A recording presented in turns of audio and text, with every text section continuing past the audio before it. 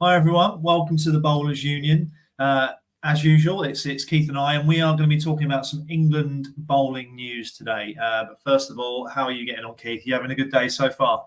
I'm doing all right, mate. I'm all right. Little boy is off school, obviously, causing havoc, but keeping me entertained. Yourself, mate? No, all good. We played in Scarborough yesterday, so been a bit of a long trip back. Scarborough's, reflecting on it, is probably the hardest place to get to, I swear. Like Durham and Kent are long trips, but at least the roads are direct. Where Scarborough, you come off the motorway and you basically just do like country roads for the last hour of the bus trip. Hard work. That is very annoying. And that's the thing when you're on a direct trip to like if you went to Leeds or to Durham, you know you've got services at some point you're going to stop off at, but any country road, you just bobbling and bouncing along, waiting to get there, and it is a long trip. Get much abuse out there when you're at Scarborough? I'm experienced, Keith. I was fielding in front of like a marquee where there was a function on. So no is the answer. I didn't, but I think a few of the lads who sat near the sort of terraces, the cheap seats, if you will, they copped a fair bit, to be honest. So I was quite glad not to be there. I was either in front of a marquee or sort of nearer the pavilion, not to the side at Scarborough. So if anyone's familiar, the terraces at the side are like where basically I think people congregate and tend to be pretty vocal. But Pete Hanscom, our overseas, he put his hand out. He was like, "I love it." He was like, "I love getting a bit of abuse from the crowd and stuff." So I'll field over there. More than happy to let him do that. Yeah, they are quite aggressive at times at Scarborough anyway. At Headingley they can be, but I find Scarborough, they're on you, they're close by, you're within arm's reach if you're in the wrong place. Yeah, well, we were having a bit of a laugh about it because obviously people were basically just putting chairs right up by the boundary. So obviously there's a few meters between the boundary and where the fans are and stuff. Yeah. But people were just bypassing it and they were just bringing chairs and stuff and just sitting right on the boundary's edge. When you're like, oh God, that little 2 meters of safety disappeared. But no, it was all right. Like I said, I didn't particularly cop it. But yeah, it's they're a good they're a knowledgeable cricket crowd, but they love Yorkshire, don't they? They get very into it. Yeah, they love the cricket probably a little bit more than they love Yorkshire. I'd say it's probably a bit harsh, but I've noticed that they are so diehard to the cause of cricket that they have turned on Yorkshire the odd time if things aren't going the way they want it to. So yeah, good crowd if you play for them, unless you aren't pulling your weight, and then they will go after you. Yeah, 100%. I think it'd be potentially a tricky county to play for in that sense. Do you know what I mean? You're only a couple of games away from getting some pretty heavy sprays from the support. Same happened at Warwickshire. One of our teammates got told to go back to a certain county he was from and shouted "ugly" at the top of the voice,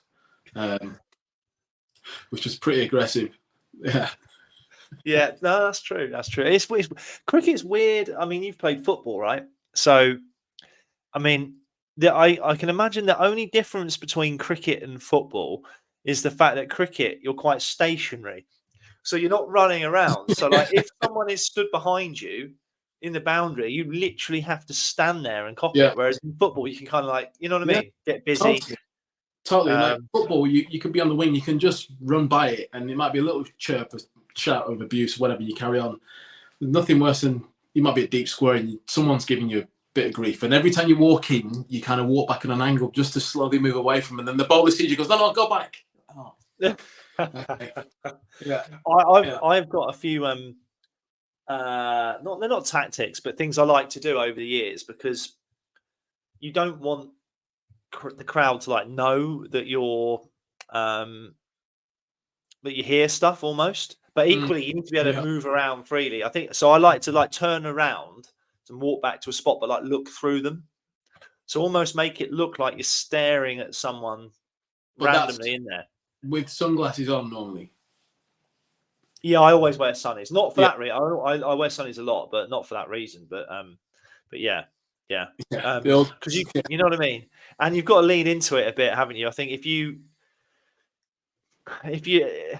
yeah, I don't know. Do you know what I mean? Like you can kind of giggle a little bit or whatever. You've got to play along to it a little bit. Yeah, I think if you play along with it a little bit, then it can work out in your favour. You don't get as much abuse. But if you give nothing, you can find that the crowd starts to just go up in volume a lot, and more people start chirping in and just like, oh, yeah. And there's nothing worse than when a parent will get the kid to chirp something. That's give it a break. Yeah. This is the only thing that annoys me as being a sportsman is these people give you abuse. And it's like, imagine how they'd feel if they were in their day-to-day job. You're all just coming and hurl whatever you wanted, basically a type of abuse at them, just for fun. Yeah, I'm with you, mate. I don't get it. Like, yeah, like what? Yeah, what pleasure are you getting from like basically just really insulting someone, knowing that they can't do it, knowing that they can't do anything. Let's be honest. Like you can't react, can you? I mean, unless you're like Eric Cantona, you know what I mean, and whatever. You know what I mean? It's all in the favour of the supporter. Yeah. I'm just like, yeah, it's not for me, to be honest. But anyway, we're getting sidetracked, aren't we? Here, this is. So should we get into the England news then that we've out today? Well, so go first news, great news. Ollie Stone, our good friend, got a call up into the England squad, which is great to hear. I think it's well deserved. Yeah, well, we did that podcast with him, didn't we? I can't remember now. Would it have been a month ago, 2 months ago? And you just played him in the Red Bull game, and you said he bowled quick, he was skillful, got the ball moving, and to be honest, when he bowls like that, he just gets wickets, doesn't he? He's got a terrific kind of strike rate and stuff like that. So it's great. It's great to see, really, that he's been recognised, and it's nice to see that your views have been validated as well. Because well, it shows that the selectors listening, Chris. That's what I've noticed. They're obviously listening. Yeah. Well, if we they're tuning in, they're listening, and if with any luck, they'll get rid of the red kookaburra as well. But no, I think that's I mean, he's obviously played across all formats now for England. He has, hasn't he? He's played has he played T20? He has. I think so. So, he's clearly someone that they like, and to be honest, he's capable of hitting 90 mile an hour. And if you're saying he's got more skillful as well over the last few seasons, then to be honest, it's a no-brainer that he's in the mix. So totally agree. Yeah, brilliant. Right. Yeah. So well done, Stoney, friend of the pod. Well done, yeah. Should we discuss the bowlers in the England Lions tour match? So England have a tour match against Sri Lanka on August the 14th, which is next week. And I'm pleased to say, for me, they've picked half the Gloucestershire team that I'm due to be playing against. No, so they've got the tour match is next week, and they've picked. I'll read out the bowlers first. Mm-hmm. So Zaman Akhtar from Gloucestershire. This is in alphabetical order. Casey Aldridge from Somerset. My teammate Josh Hull from Leicestershire. Ajit Singh Dale from Gloucestershire, and Lyndon James is in there as an all-round option. So, what do you think, mate? What do you think? Any sort of surprises there, or do you think that's a good selection, talented group? I think it's quite a talented group. Gloucester obviously doing something right. With the bowlers. I mean, I'll start off with him because I did play with him for a few years at Hampshire before he got released, Ajit Singh Dale. And I remember saying to him, I was pretty, me, Chris, pretty honest. And I said to him, look, it's all good him focusing on trying to be as quick as he can, but he needs to get the ball to do something either in the air or off the deck. And I'd say he's probably put on another half a yard or so from seeing him last, or a yard or so. but he's definitely getting the ball to move off the wicket. He's hitting that deck hard. And he runs in all day. So I'm really, really happy for him because it was only 3 years ago he'd been released, and you know what it's like as a player when you're young, you get released. You're thinking, am I going to get another opportunity to just play second team, or who would want to look at me now? So the fact he's made a name for himself at Gloucester, doing well in Division 2, and gets a Lions call up, fair play to him. I'm really, really happy for him. Yeah. Now, I think that what I love to see about that is like you say, that success isn't necessarily just boom straight there, is it? And he's obviously, he's moved to Gloucester. He's worked hard. Obviously, he's listened to your advice. Probably listens to the podcast as well.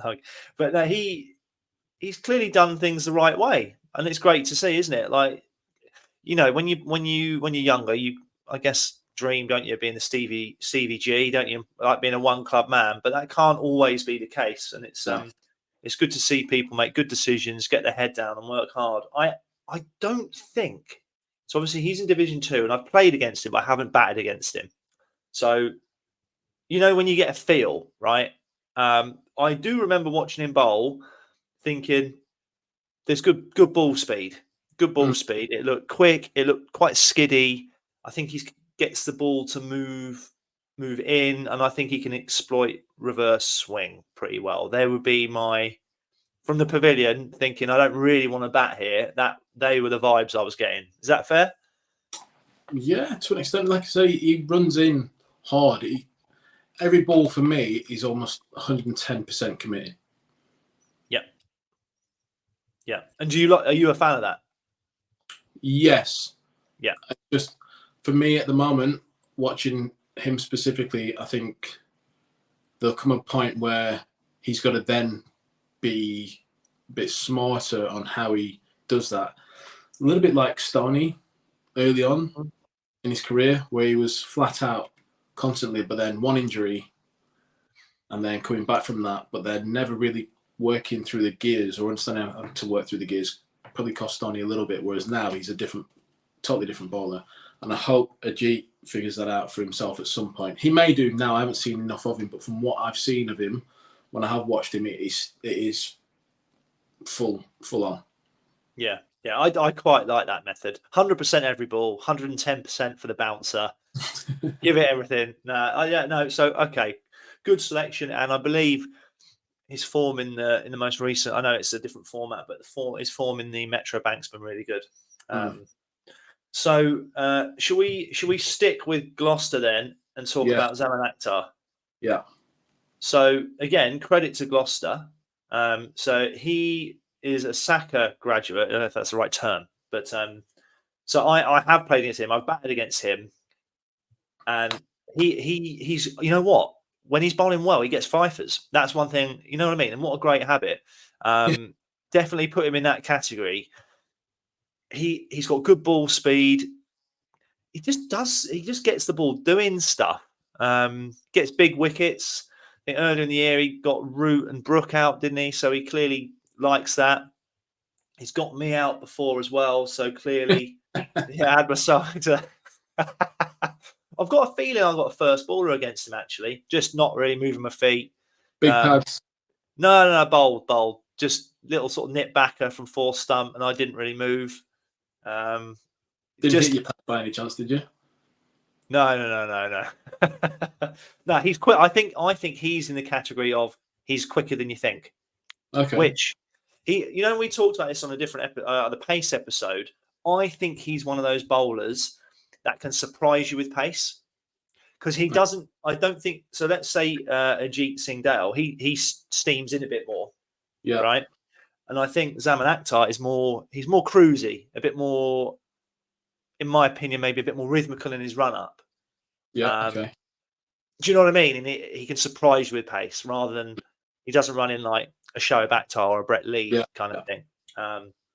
It's a nice bowler, and you know what? He's been doing well. So that's when you want to be picked for these things, isn't it? You want to be going into them with form and stuff like that. So well done to him too. Casey Aldridge from Somerset. Now, he's a guy I've never, ever played against. I've sort of only, when you're doing the MV play kind of roundup on your phone, Yeah. seeing the wickets and stuff. He looks to me like he's got a yard. Yeah, big fan of him, mate. To be honest with you, I've played against him twice, I think. Got quite similar to Craig, big lad, kind of hits the deck quite hard. Quite skillful, I think, as well. And for me, watching him bowl, he'll run in all day for you. He can grab, I think, as well, and can bat. He's an all-round good player. I think I almost feel like he's the next version of Craig, just a different type coming through. So it's like almost for me, like when Craig finishes, he'll be that replacement of. He just moves into that category of he does that role. Pretty solid. Done pretty well since he's come in. I think he started playing last season or the year before. But yeah, he's stepped into that Somerset team and done pretty well. Yeah, and to be honest, they're Somerset are a really good county, aren't they? Their record of producing young players is up there, isn't it? With all the counties, they churn them out. They've got a really good academy. They've got a good catchment down in the West Country, haven't they? They get the best of Devon, the best of Cornwall, best of Somerset, and they just seem to do it right. But he wouldn't be playing for Somerset if he wasn't a seriously good player. That's what I would say. What sort of, is he more of a seamer? Is he a swing bowler? Like what's his kind of story? I think he gets the ball to move off the wicket a touch more than anything else. I could be wrong, but I just remember seeing a big lad that hits the deck. I feel like he gets it to move off the wicket a little bit. Comes from quite tall as well. And lefties comes round the wicket, I've noticed.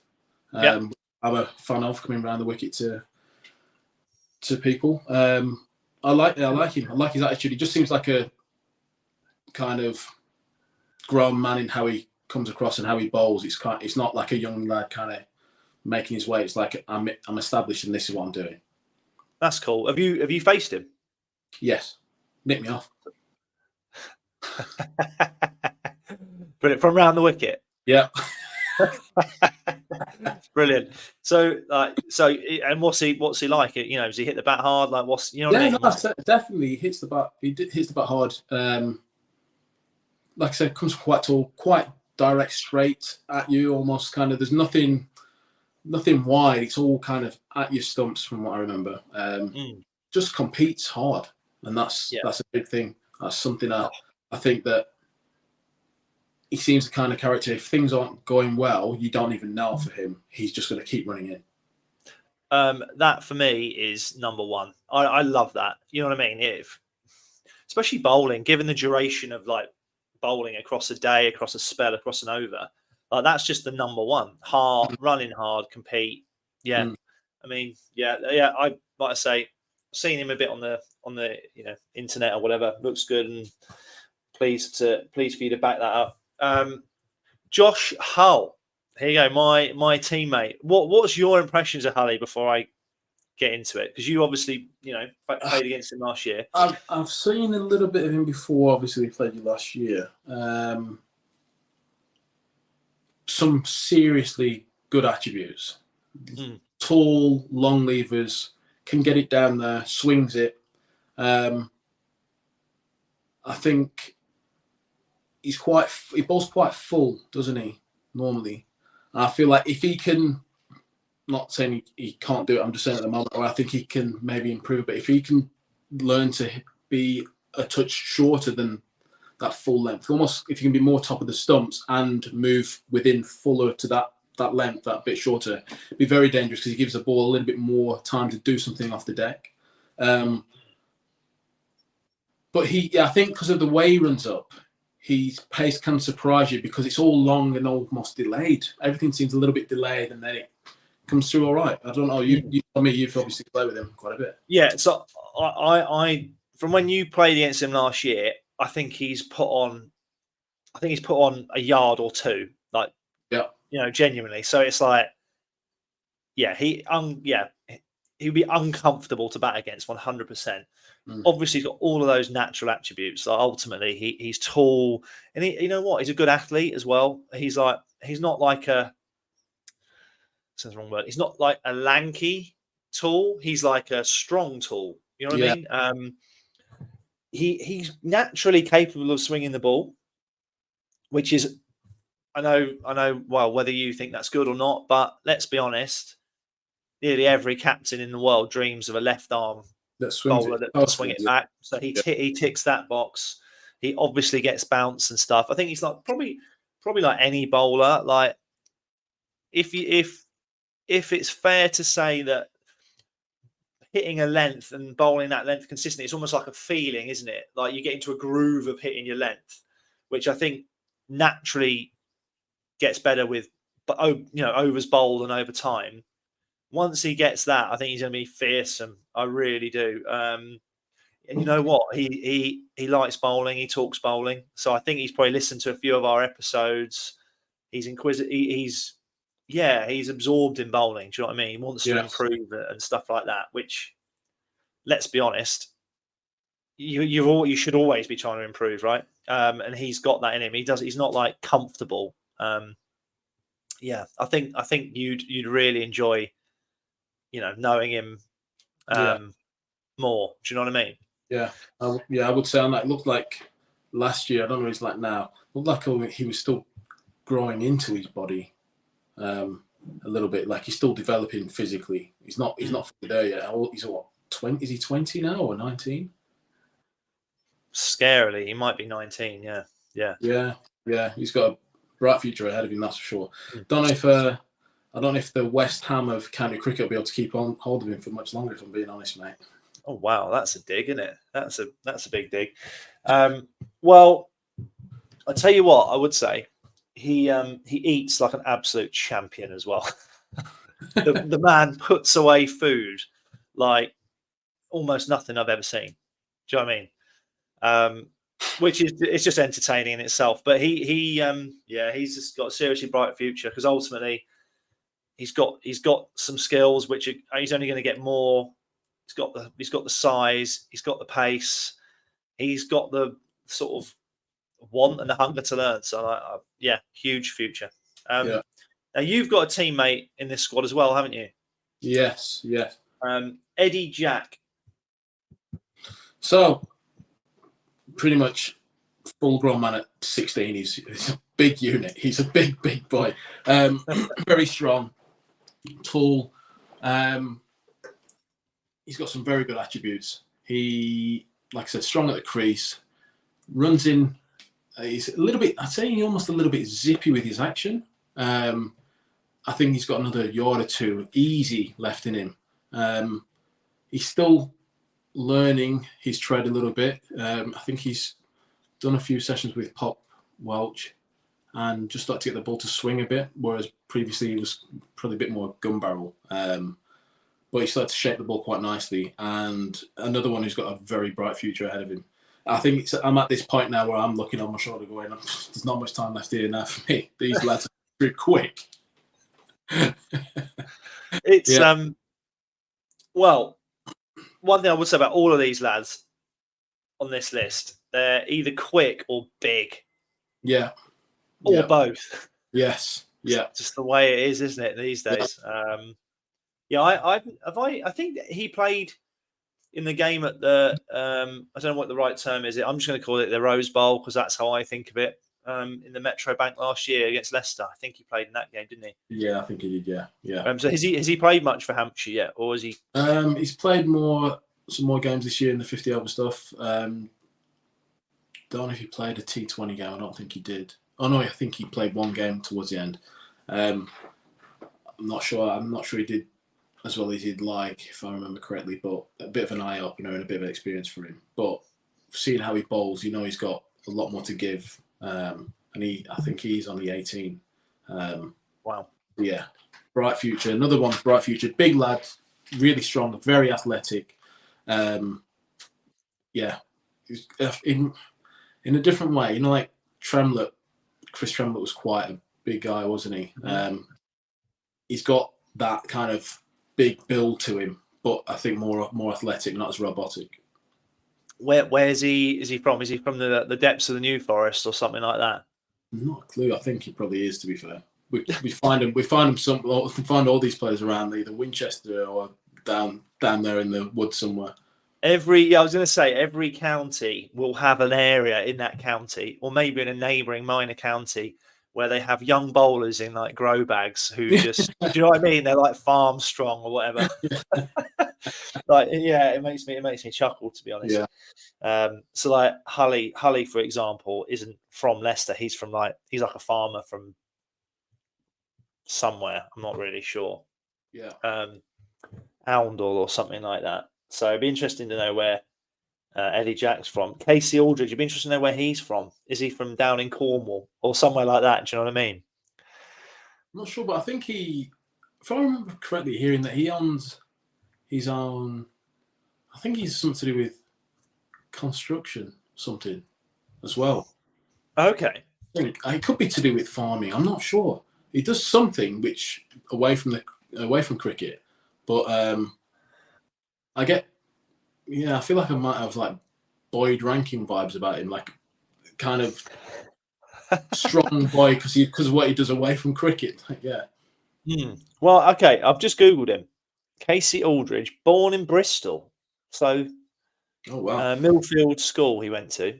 So wow. That's interesting. I wonder what the deal there is. I think that sounds like some potential poaching there, because you know what I mean. It's not in the Gloucester system. He's gone to school in Millfield, Somerset, I think, isn't it? Yeah. So maybe, Gloucester was snoozing. Yeah, or were they, or just couldn't, sweeten the deal? I don't know. It'd be interesting to know. But I think there should be more. To be honest, I think there's too much respect shown for this young, great prospect is at this club, so we can't, because forget that. This is your footballer, and you're talking. Well, it's just boring. If you want to keep cricket entertaining, stop being so boring. No, you can't speak to a player until he's in the last year of his contract, and you can only speak to him from this month. Just if a player's interested in leaving, you shouldn't be able to not talk to them. Even if it is, we'll look to tee it up next year when you're out of contract. You can't want to make cricket more entertaining, but yet keep the boring rules of being able to approach players. Sort it out. But anyway, going back. So what are you proposing? Like a full-on transfer system? No, but you could in a sense, but it could be a small transfer fee. Or you have it that a release fee. Like a club has to, let's say it's James Vince. His release fee could be double his salary. A player can only be released if you're willing to pay double the salary to take them off the other club's hands. That'd be interesting. That is quite. You know what? I was wondering what on earth you were going to come up with. That's actually relatively sensible.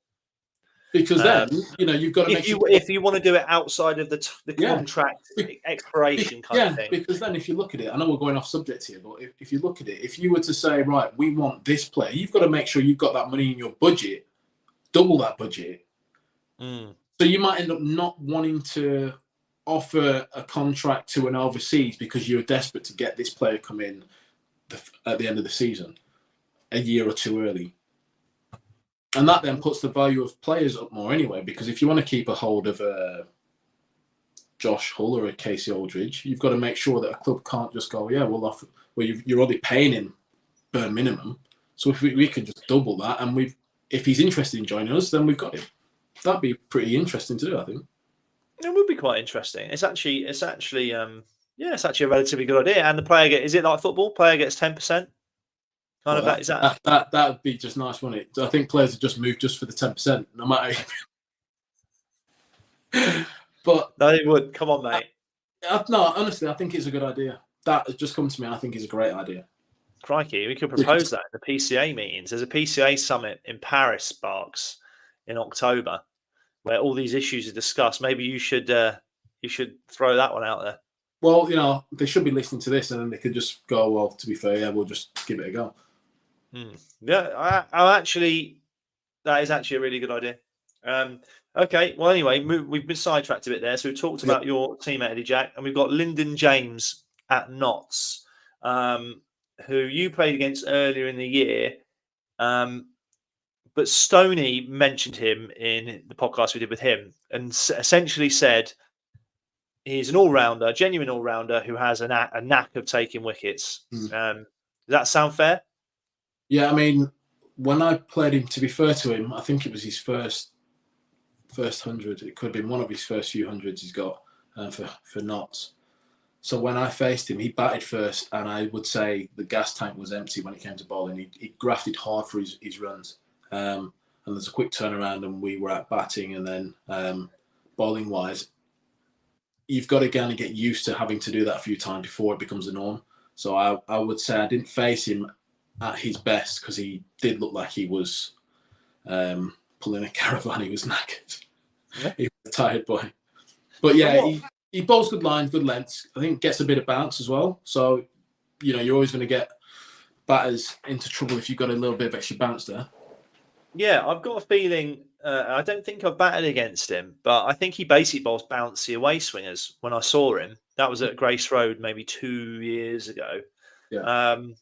Yeah, and you know what? Stoney knows the game. If Stoney's saying he's a good player, then I'm backing him. What I would say about James is he bowled. This is Metro Bank recently.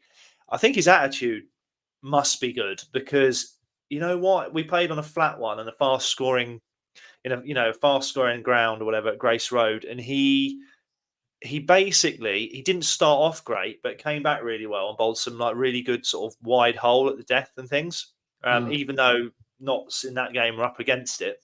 Yeah, showed good character. Just sort of got through it. Which, let's be honest, like you have to do it. You have to do it at times, don't you, as a bowler? Yeah.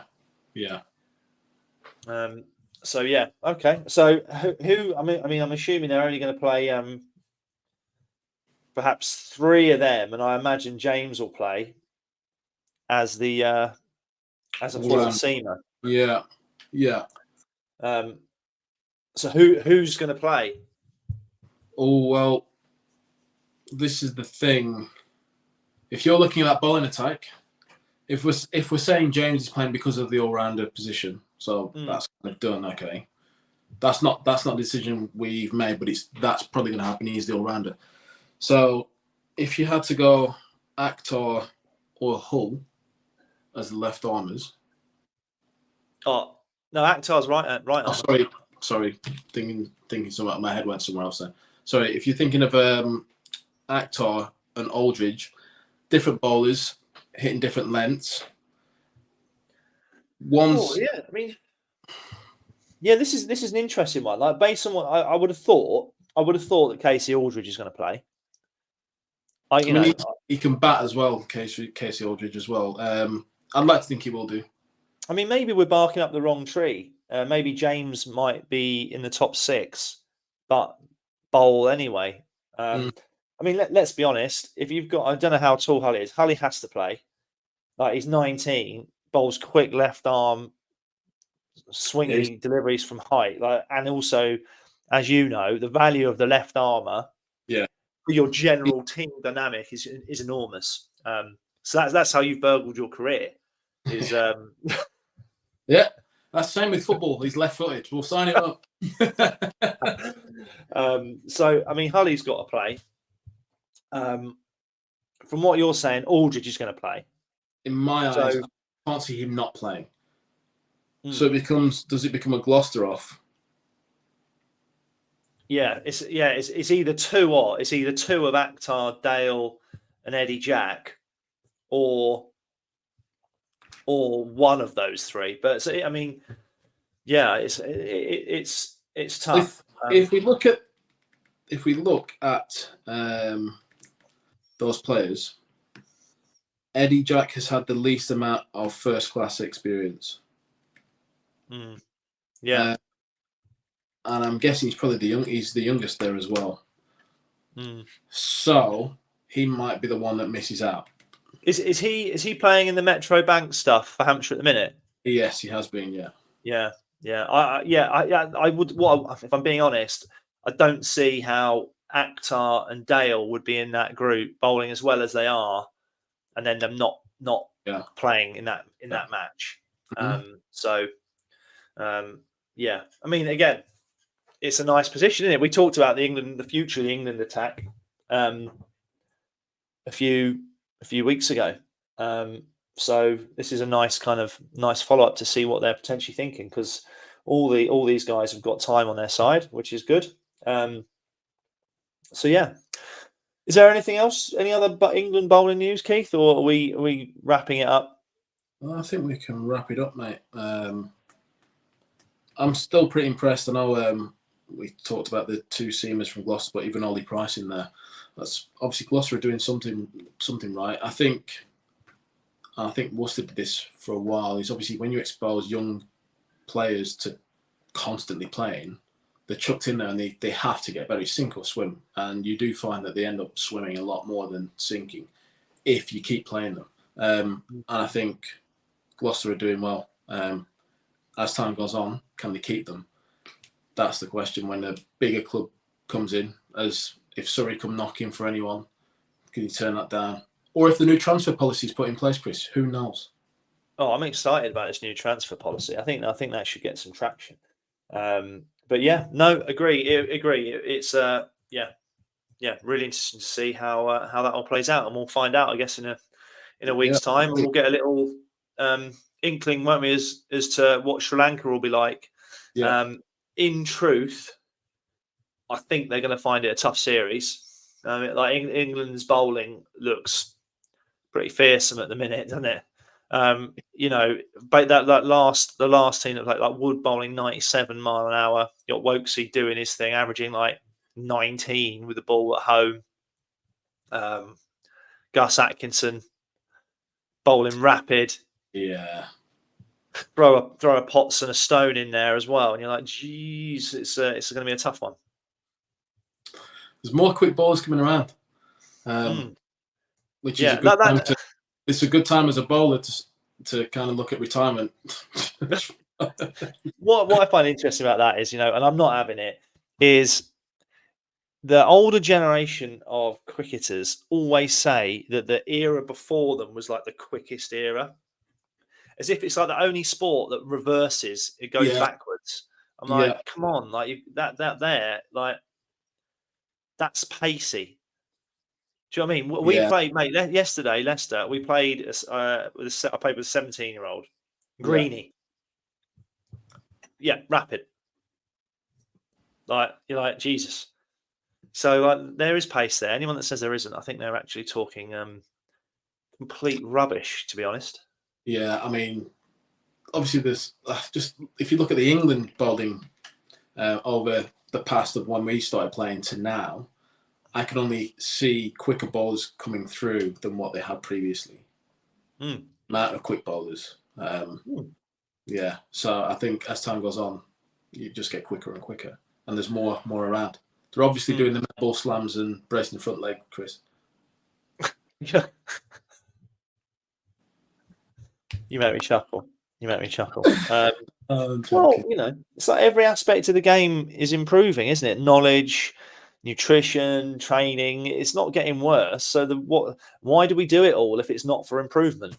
Do you know what I mean? If it wasn't working and it wasn't designed to improve people and improve the talent pool, people wouldn't be doing it. So, do you know what I mean? It doesn't make any sense for it to get worse. Otherwise, you're just wasting time. All right. Yeah, I'd agree. I did see something. This is very interesting. Finish on this. I want to see what your thoughts are. I saw something from 100 years ago. It said about the fastest time 100 years ago in the 100-meter sprint to Noah Lyle, who's just done the 100 meters now. Yeah. And you can see the technique they had, like kind of how they ran and stuff, whatever. And with the type of leather they use for the boots, the spikes that they had in the boots as well, and the surface they ran on. So bear in mind, they didn't have the nutrition, they didn't have the strength and conditioning, they didn't have all this stuff that we have nowadays.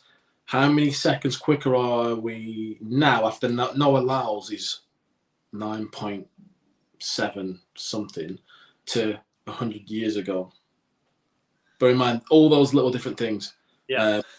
Also including the surface that they ran on. It was very dense. There was no spring back or anything. Well, I don't know, but are you going to basically go against everything we've just said about bowling? Well, I just came to me now. I thought, oh, Go on then. What is it? 1 second. So in That's not the world record of Usain Bolt. That was Noah Lyles who ran 9:79, 9:78, something like that. So 100 years ago, it was 10:78 or 10:79. Well, yeah. I mean, that's. Yeah, I don't know. The wickets were different back then. There were more pebbles, and as you got the bowler that says it, there was pebbles and bricks in the wickets, which would have helped the ball accelerate a lot. Whereas we just play on dead wickets now. But yeah, interesting. Yeah, it's food for thought. Interesting. Did you watch the race or not? I wanted the Jamaican guy to win, to be honest. The guy who, right. So the guy who came second, yeah. I think he's trying to put in a complaint or something. So he won. Yes. Yeah. About something to do with which your torso crossing the line or something like that. Yeah. It's always head, isn't it? But I'm not sure. I just liked his vibe. He was a bit more chilled. Yeah, I didn't like his technique though. I enjoyed how jacked he was. Like, Jesus, like absolute tank. But yeah, no, I wanted the Jamaican guy, but wasn't to be. All right. Well, look, we'll leave it on that. We haven't really. You've kind of basically said that bowlers were quicker in the past. No. I'm just saying that there isn't as much a difference. I'm not saying they're not quicker now, but there's definitely a bigger pool of quicker bowlers that are coming through for England potential now than what there was a few years back in my eyes. Like if you look, like so, I agree. Harmison, these were quick guys. Simon Jones. Yeah. And then Anderson was quicker, but obviously became more skillful. So let's say there's 4, okay? But then if you look, obviously he's not playing now currently, but he's in the 100 and he'll be back with England and other stuff. Joff, you got Tamal Mills isn't with England, but he's 90 mile an hour. You've got who else is there? Just within the break, there's another ball. Chris Jordan can still bowl 90 if he wants to. That's just there. You've got Wood. You've got Ollie Stone. You've got you've got these bowlers that we've been talking about as well. Who can really push it up there. I think there's a bigger group of bowlers that can bowl that 90 plus than what there was before. Yeah, fair. Well, yeah. And look at like in other countries like India, for example. I don't think they've ever had a bigger pool of quick bowlers. I think sometimes when people, mind you, the West Indies have got pace. To be fair, like watching the last couple of tests, is it Shamar Joseph? And who's the other lad I'm thinking of? To be fair, Alzari Joseph's bowling like 88, 89, like pretty smoothly. I don't know. You were 90 at one point. Yeah, I get a bit defensive over it, and like no doubt in 10 years' time, we'll watch what we're doing and be like, "Oh God, we were rubbish." Do you know what I mean? I feel like that's just kind of life, like football. Do you know what I mean? And like it's got so much faster and slicker, and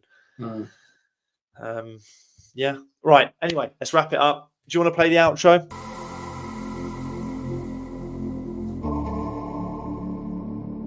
See you, everybody. Cheers.